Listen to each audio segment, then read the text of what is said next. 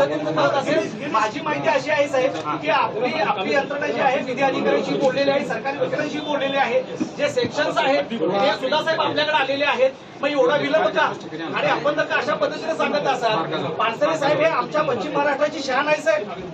आणि अशा पद्धतीने एखाद्या व्यक्ती जर का तिथं बसून जर का पानसरे साहेबांच्या बरोबर बोलत असेल तर हे कोल्हापूरकर कधीही सहन करून घेणार नाहीत. इव्हन सर कायद्याच्या भाषेत सुद्धा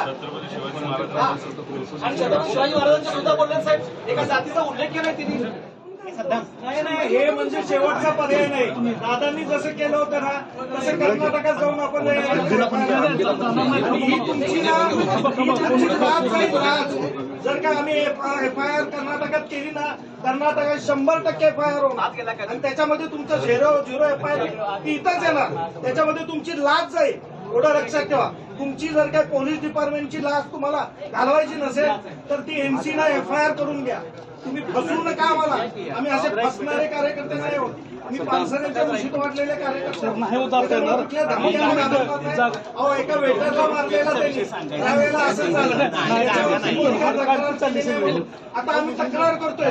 अहो तो सुप्रीम कोर्टाचा लॉ आहे त्या याच्यामध्ये ते लक्ष्मी केसमध्ये की जर काही कोणीही FIR नोंदवायला आला तर त्याची तक्रार घ्यावी. आता त्याचं दुसरं तुम्ही काढलं की MC आहे काय. तुम्ही स्वतः जर का हे करत असाल, गिरीश काय चुकीचं म्हणत नाही की तुम्हीच निकाल देऊन टाका कोर्टाचा.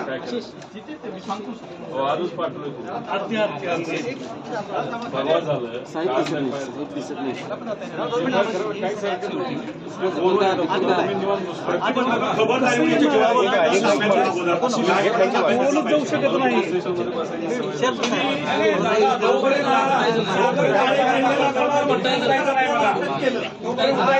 असं कार्यकर्त्यांनी हे करायचं, तोपर्यंत उठायचं नाही. गुन्हा दाखल का कशावर जाणार नाही, एवढे लोक इथं थांबणार आहेत. तुम्ही बोलून परत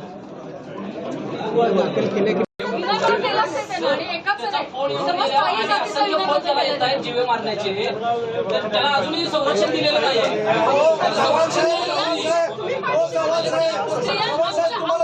कशाला पाहिजे अशी बोलले आम्ही बोलले का ते बोलत की नाही त्यांनी मान्य केलं. कशासाठी पाहिजे आमचा म्हणजे आम्ही इथं याच्यासाठी